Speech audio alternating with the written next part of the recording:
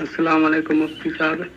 جی حضرت، تو اب جب کہ دیویا بھارتی نے اسلام قبول کیا تھا، اس کا پورا پروف ہے، تو کوئی بھی مسلمان بھائی اس کے لیے دعا خیر یا ایصال ثواب کر سکتا ہے، کیونکہ جو اس بیچاری کا حق تھا، جو ایک مسلمان کا حق ہوتا ہے کہ اس کا جنازہ پڑھا جائے، دفنایا جائے، وہ تو وہ اس کے ساتھ اس کو وہ حق تو نہ ملا، تو یہ تو حق ملنا چاہیے نا کہ اب مسلمان بھائی انہیں کے لیے بخشش کی دعا کرے، تو کیا کر سکتے ہیں؟ وعلیکم السلام ورحمۃ اللہ وبرکاتہ.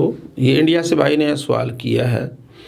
دیویا بھارتی ایک اداکارہ تھی جو 20-25 سال پہلے بنگلے سے اوپر گر کے وفات ہو گئی ان کی. اس طرح کے سوالات میں عمرے کے دوران میں نے سنے. الحمدللہ عمرے کی سعادت حاصل کرنے کے لیے میں گیا تھا، اس لیے کافی ساری ویڈیوز میری نہیں بنی اور آپ نے نہیں دیکھی. تو اس کی وجہ یہ تھی کہ میں عمرے پر گیا تھا، وہاں بھی یہ سوال کافی مجھے دوست بھیجتے رہے، تو میں نے چاہا کہ آپ کو اس بارے میں تفصیلی ویڈیو دی جائے. تو دیویا بھارتی کے بارے میں انہوں نے ثبوت دیے ہیں کہ وہ مسلمان ہوئی تھی اور ایک ساجد نامی شخص سے انہوں نے شادی کی، اور اچانک جب یہ حادثہ ہوا اوپر سے نیچے گری ہیں تو وہ فوت ہو گئی ہیں.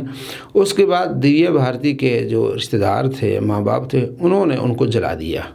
ہندو تھے تو اس حساب سے تو اس بارے میں سوال کر رہے ہیں کہ کیا اب ان کے لیے دعا بخشش کی جا سکتی ہے کہ نہیں کی جا سکتی. دیکھیں، وہ مسلمان ہوئی ہیں اور ان کا نکاح بھی شرعی ہوا ہے. اگر یہ چیزیں ساری ثابت ہیں تو وہ مسلمان ہیں، ان کے لیے دعا بخشش کی جا سکتی ہے، دعا مغفرت کی جا سکتی ہے. اگرچہ ان کو حق نہیں ملا جو کہ ملنا چاہیے تھا کہ ان کو دفنایا جاتا ہے، لیکن اس میں ان کا قصور نہیں ہے. ان کے لیے دعا بخشش کی جا سکتی ہے، دعا مغفرت کی جا سکتی ہے. آپ ان کے لیے سارے ثواب کریں اگر انہوں نے اسلام لانے کے بعد، شرعی نکاح کے بعد کوئی کفر نہیں بولا تو.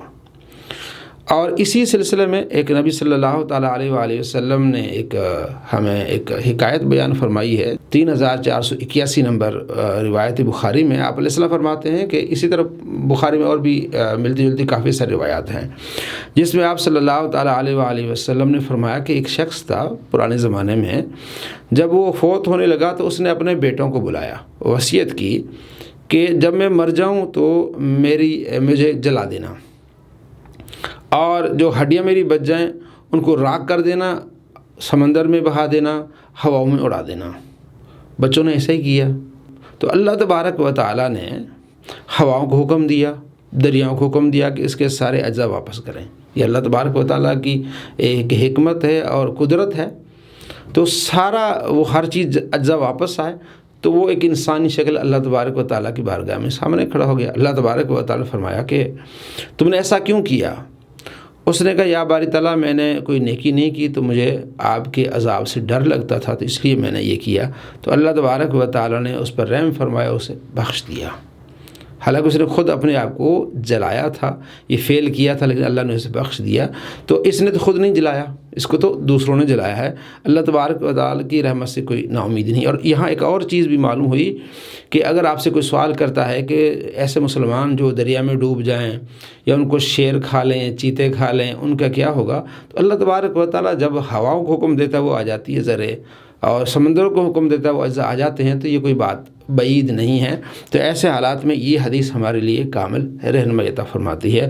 اور وہ لوگ اس سے درس حاصل کریں جو عوام پر ظلم کر رہے ہیں. اور کل سے پاکستانی عوام بڑے دکھ میں ہے کہ ایک بچہ فوت ہوا، عمار نامی ایک کارکن تھا پی ٹی آئی کے، عباس صاحب.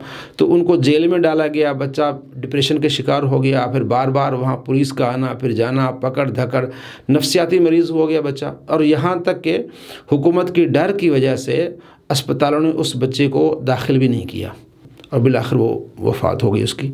اللہ مان والحافظ. کتنا بڑا ظلم ہے کہ آپ کو بیٹے سے نہ ملانا. کیا یہ اسلام کی تعلیمات ہیں؟ یہ جو ہمارے اہل اقتدار ہیں انہیں مرنا نہیں ہے، ان کے بیٹے نہیں ہیں.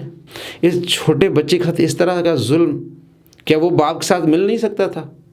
جب انڈیا کے ایک دہشت گرد کو پکڑ کے کلبھوشن کو، اس کے ساتھ بھی اس کے گھر والوں کو ملایا جا سکتا ہے، تو عمار کو اپنے والد سے نہیں ملایا جا سکتا تھا؟ تو اس کا ٹریٹمنٹ نہیں ہوا. یعنی اس طرح کی دہشت گردی اب پاکستان میں پھیلائی جا رہی ہے کہ اگر آپ کا مخالف ہے تو آپ جناب آپ اس کو مار دیں، اس کے لیے دوائی نہ دیں ہاسپٹل، کیونکہ ہاسپٹل والے ڈر رہے تھے کہ اگر ہم نے دوائی دی، اس کو یہاں داخل کیا تو ہمارا ہاسپٹل سیل ہو سکتا ہے۔ اتنا ظلم ہو رہا ہے، ہم سب نے آواز اٹھانی کہ یہ ظلم اسلام میں ناجائز ہے اور اللہ تبارک و تعالیٰ کے عذاب کو دعوت دینی ہے۔ کیسا ظلم ہو رہا ہے کہ بچوں کو اپنے والدین کے ساتھ نہیں ملایا جا رہا، اور نفسیاتی مریض ہو کے بچہ اللہ کو پیارا ہو گیا، پھول جیسا بچہ۔ پارٹی سے بالا تر ہو کے سوچئے کہ یہ ظلم کیسا ہو رہا ہے، اور مرنا نہیں ہے اہل اقتدار کو، ان کے بچے نہیں ہیں۔ بڑا دکھ ہوا۔ اللہ تبارک و تعالی ہمارے حال پر رحم فرمائے اور اہل اقتدار کو عقل سلیم عطا فرمائے، سمجھ عطا فرمائے کہ آپ کی عوام ہے، اختلاف ہو سکتا ہے، لیکن یہ ظلم اللہ تبارک و تعالی ایسے ظالموں کو کبھی نہیں چھوڑے گا۔